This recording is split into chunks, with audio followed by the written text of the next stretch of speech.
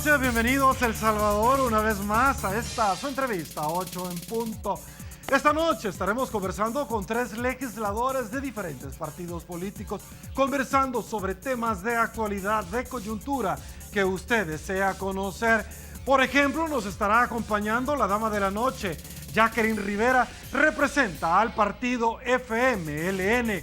También nos estará acompañando el doctor René Portillo Cuadra, quien representa al partido Arena, y por supuesto Francisco Merino representa al PCN. Con ellos conversaremos sobre todos los temas de actualidad, marcha de alcaldes para exigirle al gobierno el pago del FODES. Sala de lo Constitucional de la Corte Suprema de Justicia emite este día una resolución de admisión y suspensión del acto reclamado con relación al fideicomiso, entre otros tópicos. Antes, articulamos la pregunta para que usted nos acompañe activamente, como lo hace todas las noches. Producción, dice así: ¿está de acuerdo con la demanda admitida por la Corte Suprema de Justicia sobre la reforma de la ley del FOP, fideicomiso de operaciones previsionales, y la medida cautelar que ha emitido la Sala de lo Constitucional este día?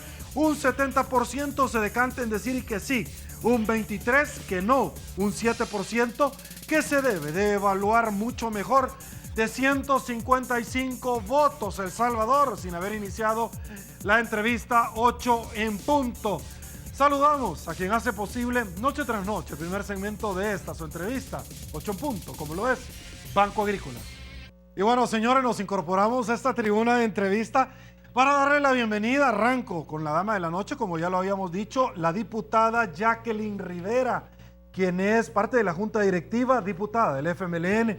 Un placer tenerlo en su casa. Muchísimas gracias por su tiempo. Muchas gracias por la invitación. Un saludo para ti, Sergio, y para el colega, el diputado Portillo Cuadra y don Francisco Merino. Me siento agradada en medio de tantos hombres. Gracias. Mire, más agradados nos sentimos nosotros con tener acá esta dama esta noche. También, con gusto, le damos la bienvenida al doctor René Portillo Cuadra. Caballero, también parte de la Junta Directiva. Muchas gracias, señor. Buenas noches. Como siempre, un gran gusto estar en tu programa. Gracias. Y con gusto también le damos la bienvenida al diputado Francisco Merino, diputado del PCN, miembro de la Junta Directiva de la Asamblea Legislativa. Diputado, un placer también tenerlo en su casa. Gracias. Muchas gracias, Sergio, por la invitación, compartir el panel con estos distinguidos colegas y amigos, y asimismo saludar a los amables televidentes. Gracias a los tres por permitirnos esta noche, a todos los salvadoreños, poder escuchar a cada uno de ustedes, por supuesto, evaluar diferentes temáticas que esta noche vamos a tener. Arrancamos, producción.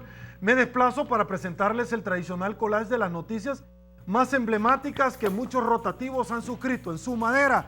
Dice así: jueza decreta detención provisional para todos los imputados en el caso Saca. Sala admite demanda de inconstitucionalidad contra reformas a la ley del FOP. Este día, Arena, resolución de la Corte Suprema de Justicia debe hacer recapacitar al gobierno. Doña Norma Guevara, Arena busca pretextos para no resolver la crisis fiscal en este país. Alcaldías o representantes de las alcaldías cerraron principales carreteras en nuestro país. Protestas por el FODES no tienen colores políticos, dice alcalde del FMLN. Funcionarios de gobierno aseguraron no tener fondos para pagar el FODES. Arena, Interiano, ordenar las finanzas públicas puede poner nerviosos a algunos funcionarios. Interiano, Arena, al gobierno. La propuesta fiscal sigue en la mesa de diálogo. Embajadora de los Estados Unidos en nuestro país, es decepcionante que todavía no hay un acuerdo. El presidente Serén convoca reunión para definir el acuerdo fiscal. Y bueno, con esta nota nos incorporamos. Inicio con usted, doctor René Portillo Cuadra. Vamos a hablar un poquito acerca de el fideicomiso que este día la Sala de lo Constitucional de la Corte Suprema de Justicia, bajo resolución, determinó admisión y suspensión del acto reclamado, es decir, como medida cautelar. ¿Cuál es su apreciación con relación a esta decisión de la Sala sobre este tema? Por favor. Yo creo, Sergio, que era previsible que la Sala iba a fallar en este sentido. 3 son los fundamentos que motivan esta decisión de la Sala de lo Constitucional. Una de ellas es que se ocupó la dispensa de trámite en un tema tan importante que requería un estudio y una publicidad adecuada antes de ser aprobada. Es decir, el tema de la dispensa de trámite ya está prácticamente considerada dentro de la jurisprudencia que solamente se debe de utilizar para fines o con motivo de urgencia y necesidad. Y fue aprobada, como ya sabemos todos, sin discusión alguna. El segundo argumento que utiliza la sala, que me parece sumamente importante y que nosotros esa noche que se aprobó el decreto lo dijimos, es que aquí se estaba aprobando deuda pública. Y la deuda pública solamente puede ser aprobada con 56 votos y no con 43. Ese es un argumento que todos lo dijimos en su momento, sobre todo los que no estábamos de acuerdo con esta reforma al Fondo de Ahorro de los Trabajadores, con lo cual se violenta el artículo 148 de la Constitución, que establece el mecanismo de cómo se aprueba la deuda pública en El Salvador. Y el tercer argumento, que me parece sumamente importante, es que al aprobarse este decreto se estaba vulnerando el derecho a la seguridad social, sobre todo en el tema de las pensiones. ¿Por qué? Porque este decreto tenía como propósito descapitalizar progresivamente el Fondo de Ahorro de los Trabajadores, de tal manera que si estuviese vigente ese fondo, 5 años más tarde no hubiera quedado ni 5 de los 8.500 millones de dólares que tiene el Fondo de Ahorro de los Trabajadores. En ese sentido, la medida cautelar que dicta la Sala de lo Constitucional no es más que el reflejo de una derogatoria o de una resolución anunciada, porque era tan evidente que violentaba la Constitución que la Sala no podía hacer más que detener los efectos de este decreto. Importante, además, lo que se plantea. En la medida cautelar, la Sala de lo Constitucional dice de que los efectos de esta declaratoria son a futuro, es decir, que no se puede volver a hacer o a aprobar un decreto similar, y tampoco se pueden emitir certificados previsionales de inversión con esta misma modalidad. ¿Por qué? Porque eso significa emisión de deuda pública. Qué bueno por los trabajadores de nuestro país. Qué bueno por 1.7 millones de trabajadores que cotizamos al Fondo de Ahorro de los Trabajadores, porque la Sala nos ha devuelto la fe y la confianza de que ese dinero no va a ser utilizado con fines políticos. Ok, antes de darle la palabra a la diputada Jacqueline Rivera, permítame un ratito, teníamos una llamada telefónica con una de las personas que presentó esta demanda. Más adelante voy con usted, diputada. ¿Cuál es su apreciación de esta resolución de este día de la Sala de lo Constitucional? Por favor. Bueno, mira, personalmente no me sorprende. No me sorprende porque la Sala de lo Constitucional ha traído una conducta sistemática de resolver asuntos en momentos políticos determinados. Es decir, la Sala estaba esperando, porque hay mucha coincidencia entre lo que la Sala resuelve y la agenda de Arena que ha planteado en las mesas de diálogo. Arena, en ese su devenir de decir un día, exigir una condición para votar por los 550 millones de bonos, o 700 o 1.200, condicionando, digamos, el voto calificado en asamblea. Entre ese devenir que ha tenido Arena, una de las condiciones que Arena puso fue derogar el decreto que reformaba el FOT.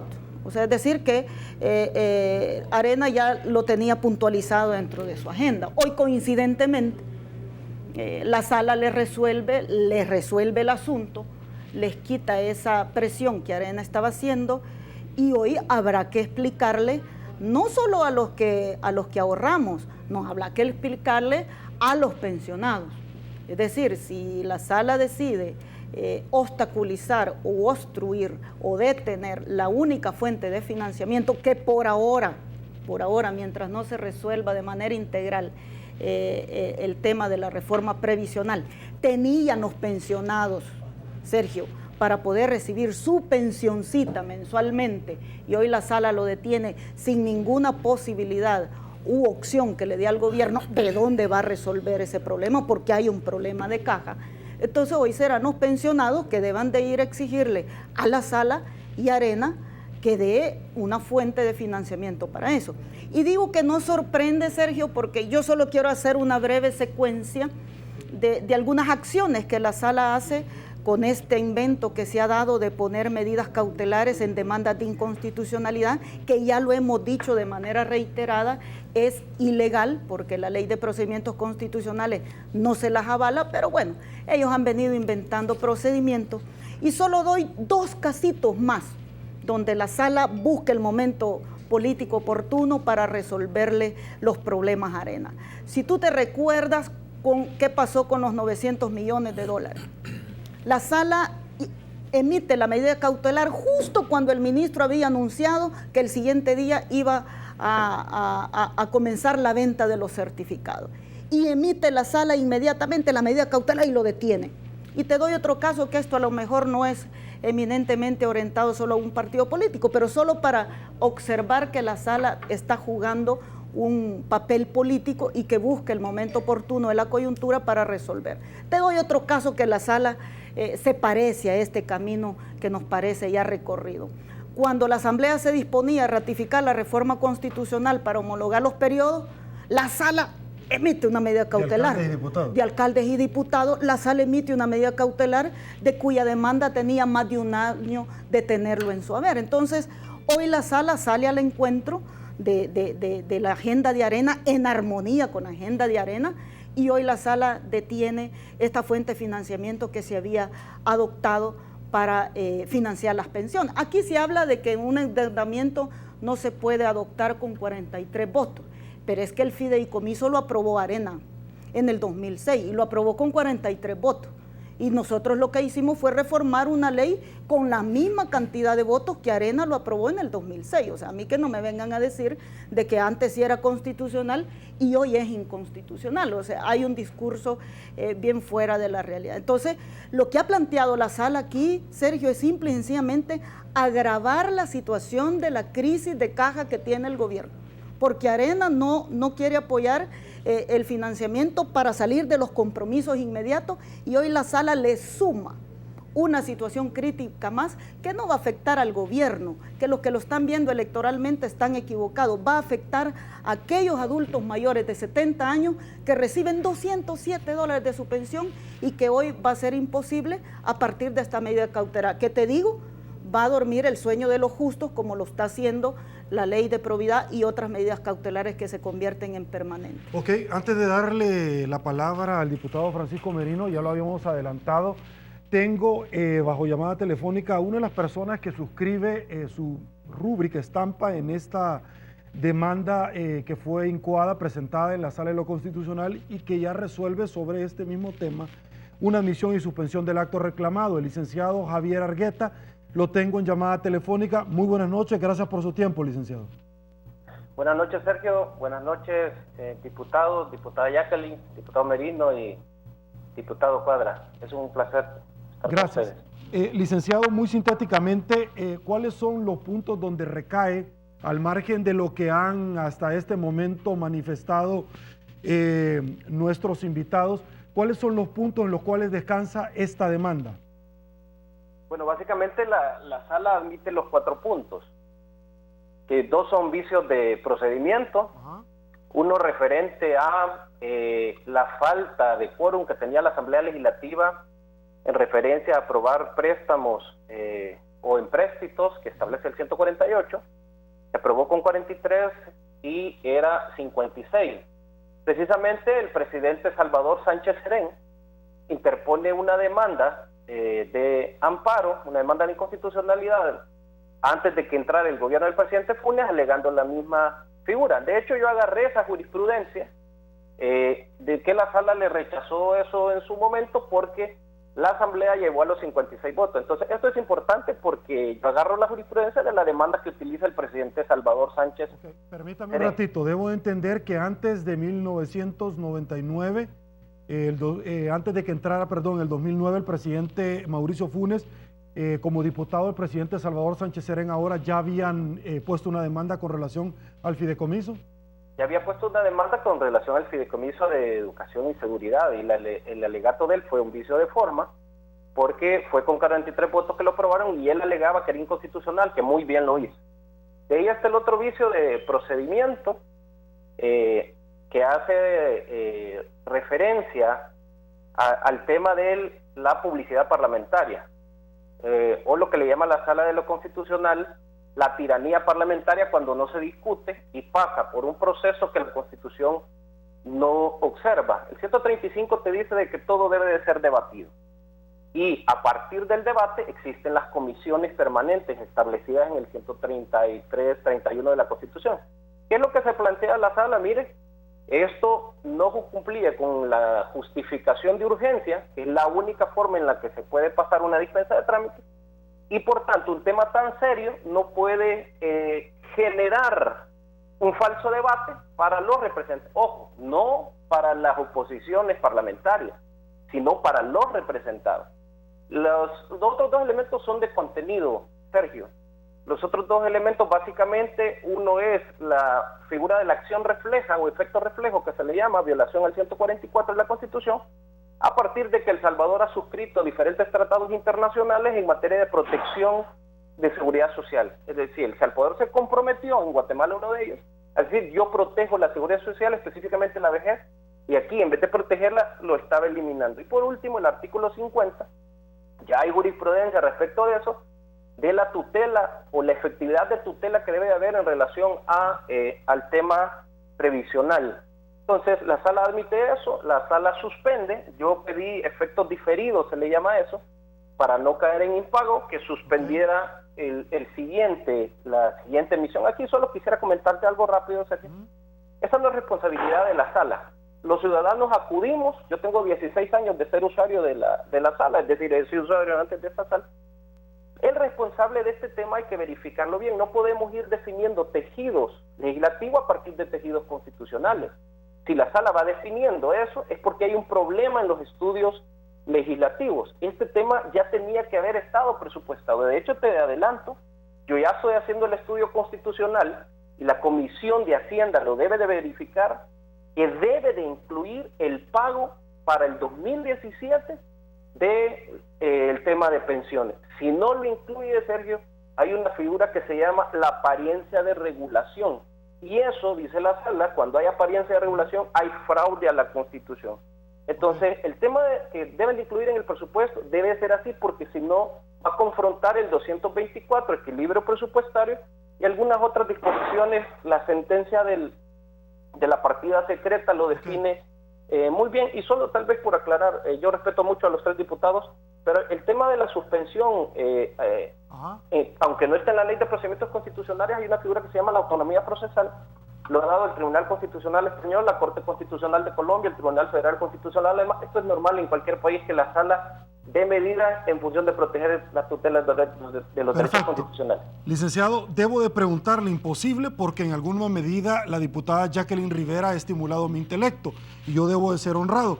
Ella manifestaba en la mesa de negociación en Casa Presidencial, este ha sido uno de los argumentos o peticiones de Arena. Raramente coincide ahora con la colocación de estos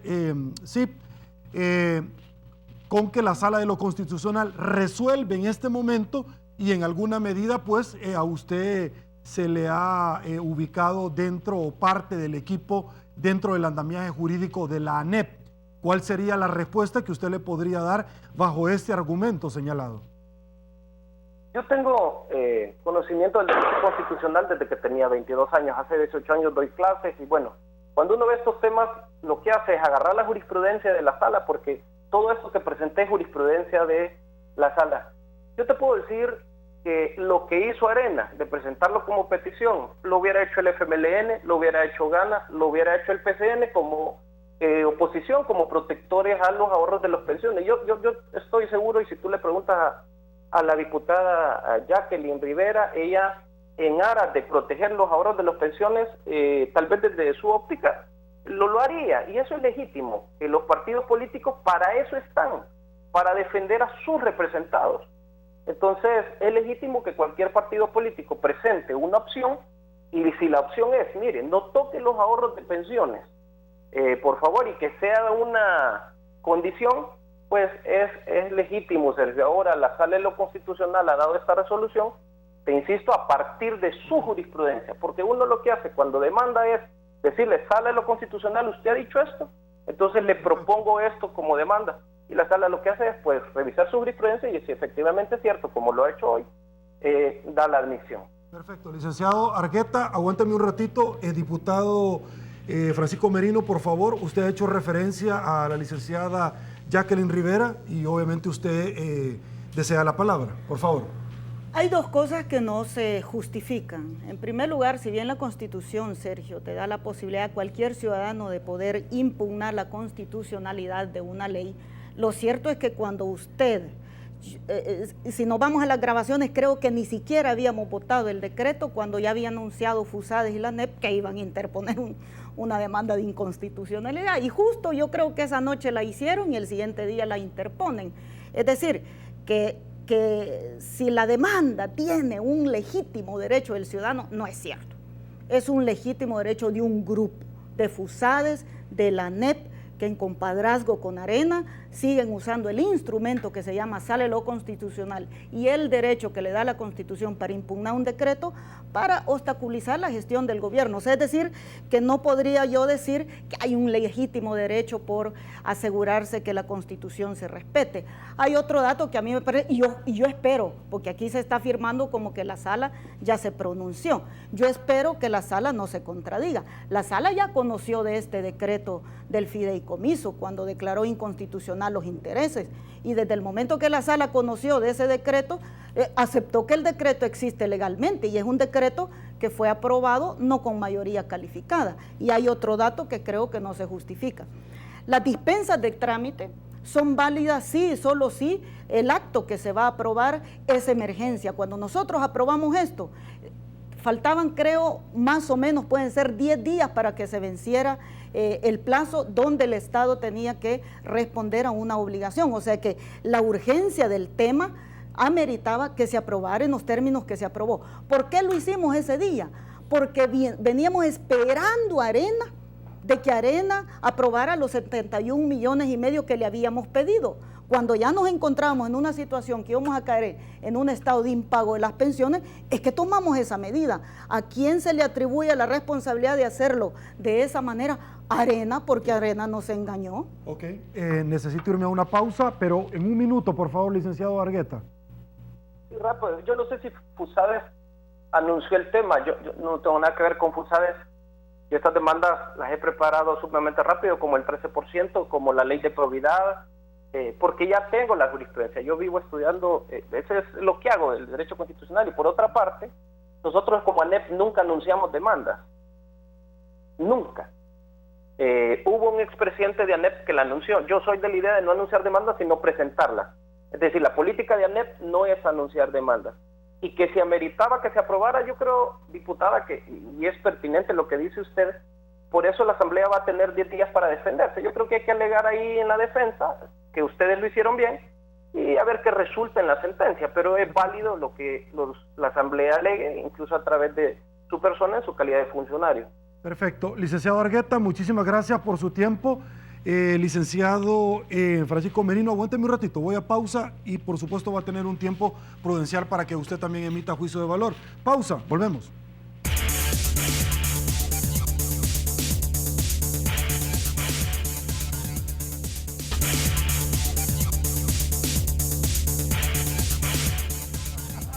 Señores, estamos de regreso y es el turno de don Francisco Merino. Don Francisco, cariñosamente como le digo yo, por favor. Cómo no, Sergio. Mira, yo creo que en buena hora llega esta intervención de la Sala de lo Constitucional, porque este tema, como hemos observado a través de los comentarios de mis colegas, un partido cuando era gobierno lo utilizó y ahora que es oposición pues lo adversa, y viceversa, quienes eran oposición presentaron incluso recursos de inconstitucionalidad y ahora que son gobierno pues lo están usando.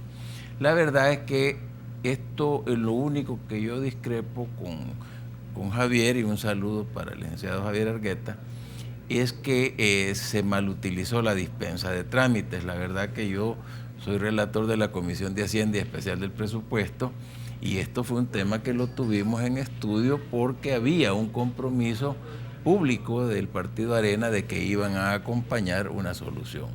A última hora, la colega diputada Milena Calderón de Escalón anuncia que no, que ellos no iban a votar ese día, y justamente el plazo que había para que se diera la formación de ley era exactamente los 8 días para que no se diera el impago el día viernes 7 de octubre. El decreto pues ha logrado sobrevivir la cuarentena, porque del 29 de septiembre a la fecha creo que estamos en los 39, 40 días. Pero lo más importante es que ya estaba llevando a una confusión incluso a colegas diputados que votaron a favor. Recordemos que hay al menos 2 mociones de reforma a este decreto precisamente para quitarle los efectos a futuro. O sea, sí creo que ha habido mayor conciencia de la necesidad de haberlo utilizado, y pareciera que la misma honorable Sala de lo Constitucional ya acepta el hecho consumado, ¿verdad? Que se pagaron los 71.5 millones que era la necesidad del momento. Ahora, quedaba esa discusión abierta para lo que sería el mecanismo de financiamiento a futuro, especialmente en el presupuesto 2017, que es un monto de alrededor de 230 millones. Eso ya no se va a poder hacer, y es una consecuencia que seguramente nos va a traer a una discusión interesante, porque eso no está contemplado en el proyecto de presupuesto 2017. Yo creo pues que no nos debe de extrañar este tipo de intervenciones de la Sala de lo Constitucional, porque era preferible, y nosotros nos fuimos pronunciando en varias ocasiones en esa dirección.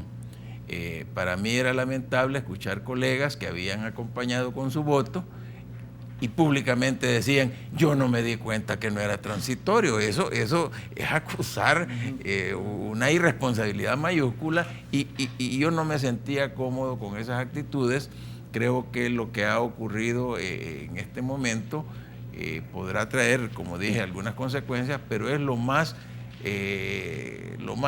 acertado y conveniente. Don Francisco, ¿estuvo ligada esta aprobación a la negociación de los concejales del Consejo Nacional de la Judicatura, que ustedes como PCN denunciaron que había un acuerdo donde ustedes no estaban incluidos? No, no creo. Más bien lo que nosotros señalábamos es que al final de un año casi de espera se dio el reparto de cuotas que todos intuíamos que se iba a dar desde el momento en que conocimos las propuestas. O sea, no hubo mayores cambios. Quizá lo que no se conocían eran los nombres de los representantes de las universidades, tanto privadas como nacional, porque ellos al momento que inició el proceso no habían presentado sus ternas. Pero en cuanto a las ternas del gremio de abogados y del Ministerio Público y de los jueces, sí ya andaban los nombres volando desde el primer momento. Ojalá que este tipo de distribución no vaya a traer, dijéramos, problemas a la hora ya de las decisiones trascendentales, como será la lista de propuestos para integrar Corte Suprema de Justicia y particularmente la Sala de lo Constitucional. Perfecto. Vamos a seguir hablando sobre otros tópicos para darle el tiempo que se merece a estos temas. Vamos a hacer otra pausa. Quédese con nosotros. Ya volvemos.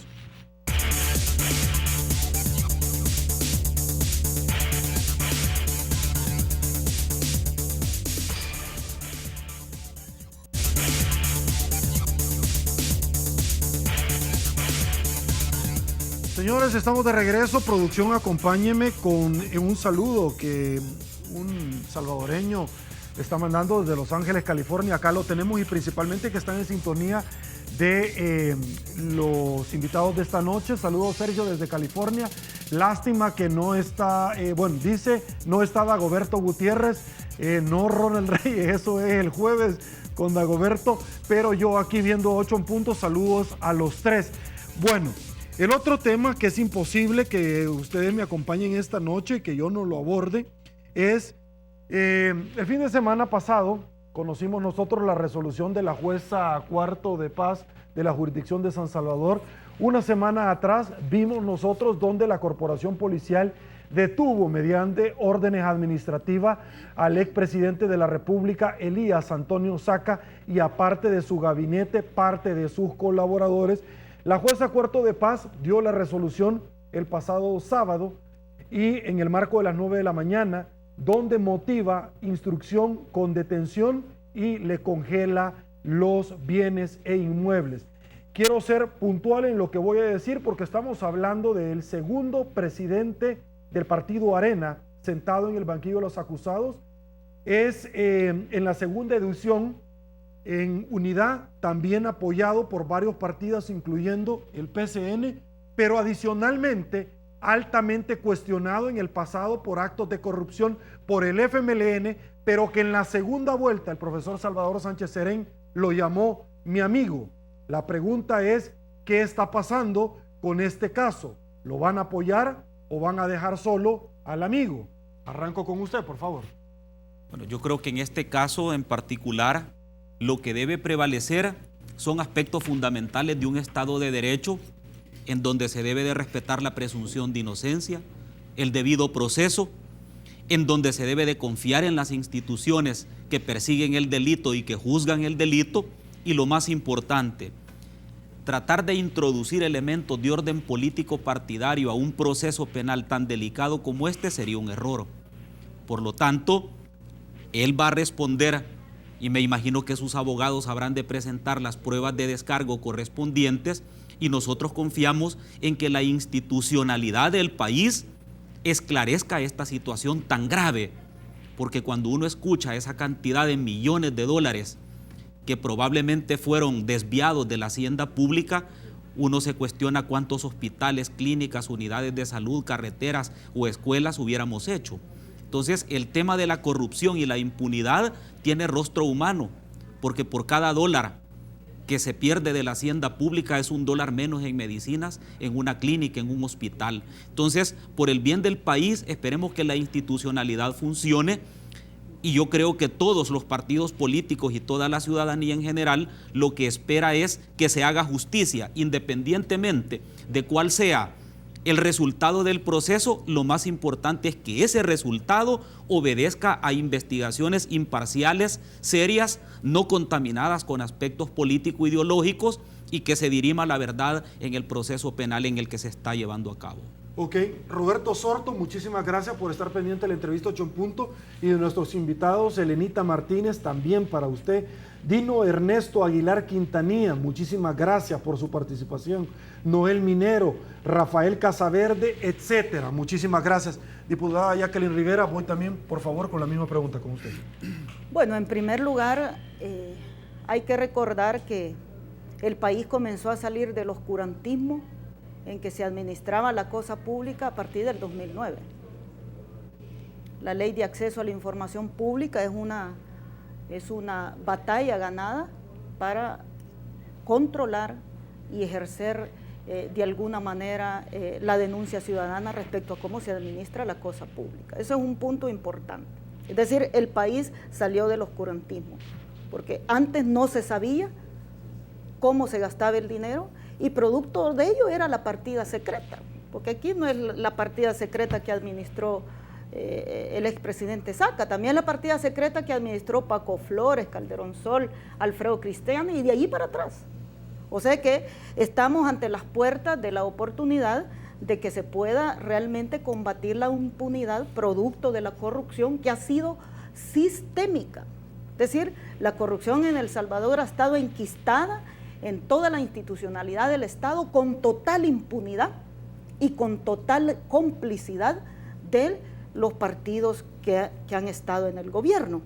Y aquí la ciudadanía quizás espera además, fíjate Sergio, además de que se investigue a todos por igual, la ciudadanía espera también que el dinero que se determine que haya ido a las bolsas de la corrupción se le devuelva.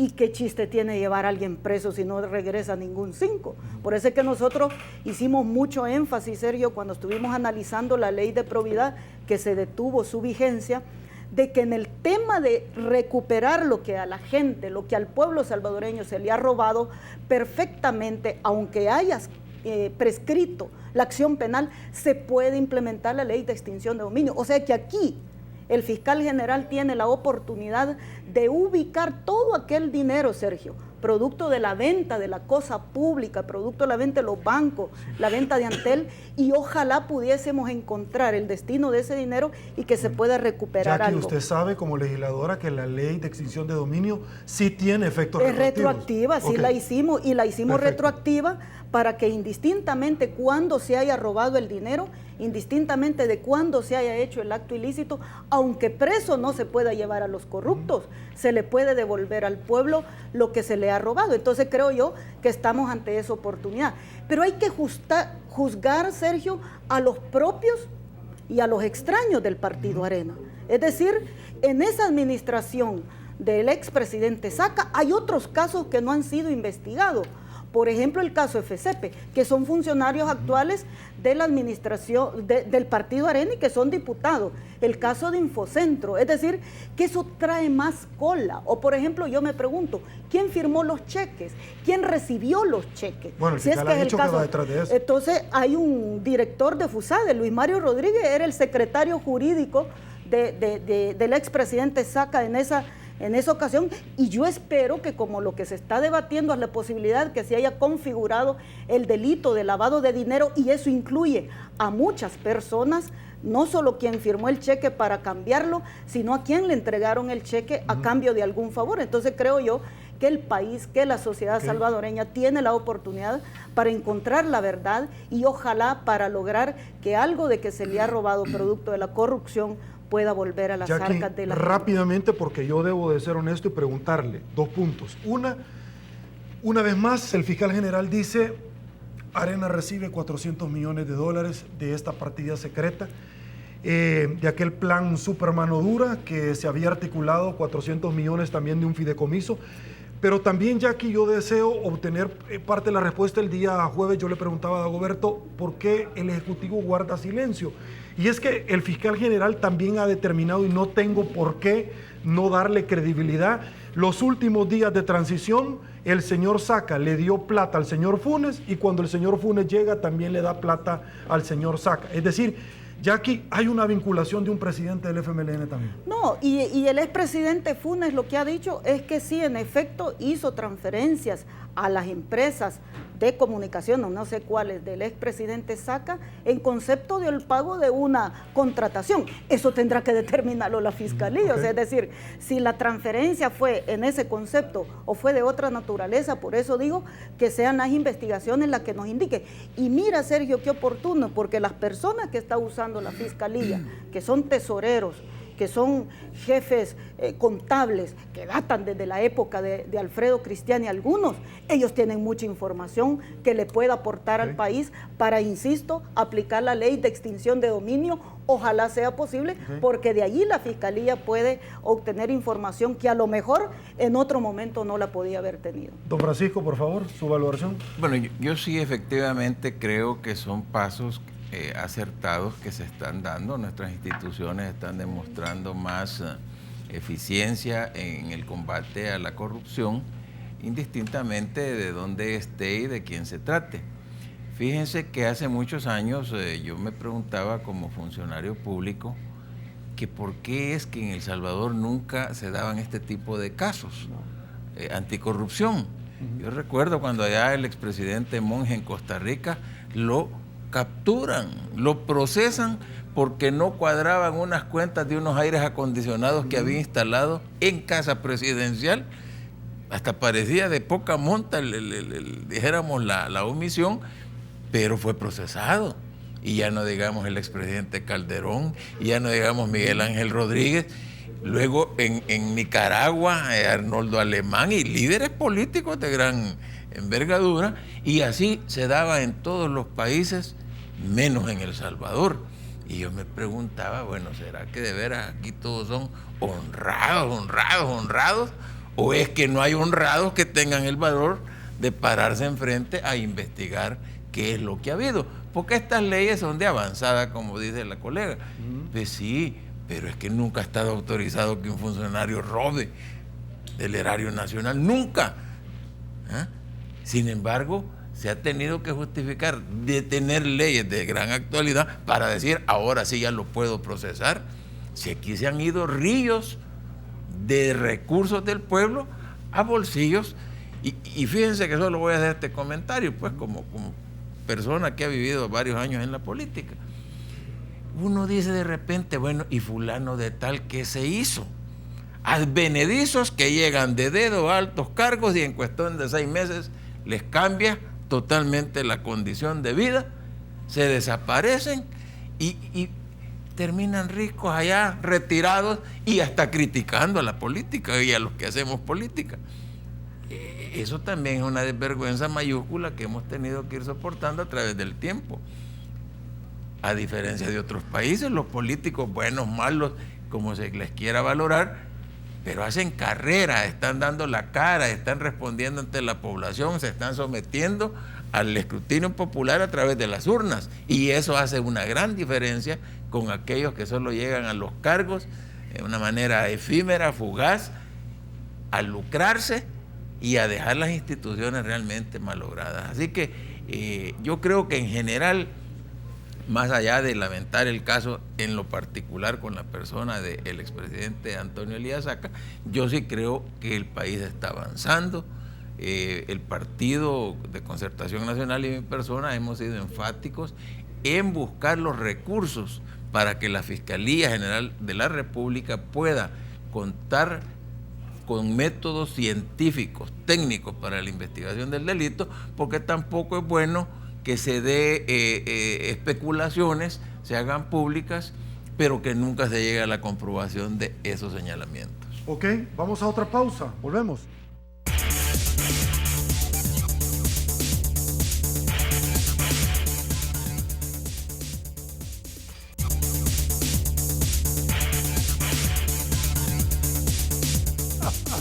Señores, no tenemos mucho tiempo, pero es importante analizar 2 temas. Yo se lo dejo rápidamente a cada uno de ustedes: la aproximación del Partido Arena y del Partido FMLN en Casa Presidencial, que el presidente Salvador Sánchez Serén, de hecho, en este momento real, acaba de llamar nuevamente a las partes para salir adelante con este tema y no caer en un impago. Y 2, los alcaldes a nivel nacional, incluyendo del FMLN, como usted ya lo vio, salen a la marcha a exigir el FODES. Arranco con usted. Coménteme sobre cualquiera de los 2 temas por tiempo. Bueno, quizás concluir el tema anterior y decir que el tema de la corrupción hay que combatirla, venga de donde venga. Así como se ha judicializado la investigación contra el expresidente Saca, nosotros también esperamos que se le dé continuidad a la investigación y se profundice en los 108 millones del Chaparral, en los más de 8 millones de Polistepeque, en 290 millones de dólares que se encontraron en empresas offshore de Alba Petróleos y de otras instituciones y otras empresas vinculadas supuestamente del erario nacional. Por otro lado, quiero hacer mía las palabras de la señora embajadora de Estados Unidos, quien nos pidió a los partidos políticos que tratáramos de hacer un esfuerzo por llegar a un acuerdo y no caer en el impago, de no profundizar esta crisis financiera que vive el gobierno y El Salvador. En ese sentido, nosotros tenemos el compromiso como partido de oposición de llegar a un acuerdo. Nosotros somos partícipes de esta negociación y queremos que nuestro querido país no tenga este problema del impago y se vaya a profundizar aún más la crisis económica que vive no solo el gobierno, sino que vive el país. En ese sentido, nuestra disposición al diálogo siempre abierta, nuestra disposición a llegar al mejor entendimiento, sobre todo poniendo encima los grandes intereses de la nación, más allá de los temas partidarios. Para nosotros es importante continuar el diálogo. Ok, diputada Rivera, por favor. Bueno, mira, en primer lugar, decirle a los alcaldes de Arena que obstaculizaron el tránsito de los salvadoreños esta mañana, que se han equivocado de destinatario, porque no es al pueblo salvadoreño al que le tienen que exigir que les paguen el FODES, es Arena. El FODES no se ha pagado en vista de que Arena ha ido dilatando con excusa tras excusa los acuerdos que de alguna manera se han avanzado en las distintas mesas. Y dentro de esos acuerdos está el pago del FODES. No es justo que por esa decisión de los alcaldes de no exigirle a su partido, porque es su partido el que impide de que haya liquidez en la caja y que se pueda honrar esa deuda y que se use la calle para afectar al pueblo salvadoreño. Ellos no son los responsables. El pueblo salvadoreño no tiene la culpa de que Arena siga obstaculizando los acuerdos que se avanzan en la mesa y que al final no se toman. Yo entiendo que precisamente como Arena ya tenía planificada esta movilización, con razón no quiso ir a la mesa que ellos mismos nos pidieron el viernes que se instalara y que al final simple y sencillamente no llegaron y que solo ocurrió una dilación del desarrollo de la plenaria. Yo espero que las palabras de la embajadora de Estados Unidos hagan eco en Arena. El presidente Salvador Sánchez Serén ha dicho, estamos siempre listos para llegar a acuerdos, pero no a los acuerdos que Arena quiere, sino a los acuerdos que necesita el país para salir adelante y sacar de la crisis al Estado, no al gobierno del FMLN, no al FMLN, sino a quienes no han recibido su pago como acreedores y a quienes en los municipios tampoco tienen el ingreso del FODES. Don Francisco. Bueno, sumarnos al reclamo que hace amablemente la señora embajadora de los Estados Unidos, pero también la comunidad cooperante. Hace aproximadamente un mes recibíamos de ellos un planteamiento. La verdad, de ver los participantes en esa reunión, creíamos que esto iba a avanzar más rápidamente, pero vemos que no hay señales claras. Lo que sí es bueno preguntarnos, y me voy a atrever a anticiparlo, es que para quienes están dirigiendo tanto de un grupo como al otro grupo y retrasando estos acuerdos, ¿qué pasa si no hay acuerdos? Porque eso está clarísimamente planteado por la comunidad cooperante, por las experiencias que han visto en otros países, y nos citaban el caso de Argentina. Después vamos a llorar realmente la falta de tiempo para llevar hacia adelante las medidas necesarias para el país, no para un gobierno ni para un partido, esto es para el país.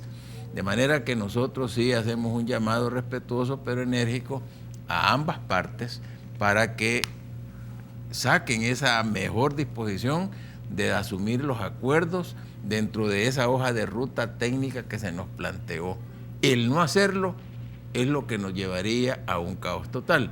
2, con el presupuesto general, yo veo que se está planteando el que no es procedente ni siquiera estudiar el proyecto de presupuesto, es de decir, si se pone en vigencia el presupuesto 2016, ahí no habrá satisfacción para ninguna demanda de todos estos sectores que están en las calles. Ok, llegamos al final, señores, de la entrevista 8 en punto. Diputado René Portillo Cuadra, un placer que nos haya acompañado y por supuesto que sube a la presidencia de la Asamblea Legislativa. A la secretaría, pero bueno, ya lo van a estar esperando sus colegas. Por supuesto que sí, y muchas gracias por el espacio que nos das en el programa y decir que el FODE se paga con los ingresos corrientes porque es ley de la República, no con préstamos. Ok, diputada Jacqueline Rivera, hasta que se me había estado negando la oportunidad, me decían que andaba en baby shower, cumpleaños, hasta despedida de soltero, me dijeron.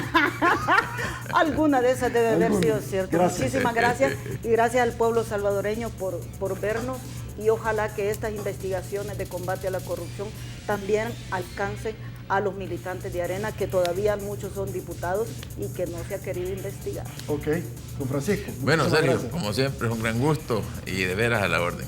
Le dejó tiempo de la diputada. Bueno, ya se iba a despedir por el grupo. Todavía le dejé tiempo, Señores, saludos a la Caja de Crédito de Colón porque es parte activa de la entrevista 8 en punto, al igual que ustedes con su participación. Aquí la tenemos y yo me desplazo. Les presento el consolidado de participación ciudadana de esta noche bajo la pregunta que articulamos al inicio. ¿Está de acuerdo con la demanda admitida por la Corte Suprema de Justicia, la Sala de lo Constitucional, sobre la reforma de la ley del FOP y su medida cautelar? Un 65% se decantó por el sí, un 29% que no, un 6% que se debe de evaluar. De 293 votos, siga participando, se viene Olimpia 33, todo deporte. Soy Sergio Méndez, así están las cosas hoy por hoy en nuestro país. Si le gustó la entrevista, comente la mañana. Será hasta mañana, que descanse y una vez más que el Señor nos bendiga a todos.